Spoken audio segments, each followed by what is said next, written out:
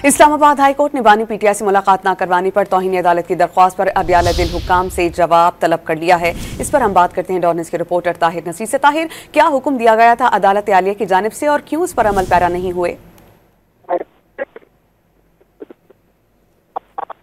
आप हमारे साथ हैं। गालिबन चंद तकनीकी वजूहात की बिना पर ताहिर हमें सुन नहीं पा रहे। हम कोशिश करेंगे एक बार फिर राब्ता बहाल करके इस खबर की तफसील उनसे जानें।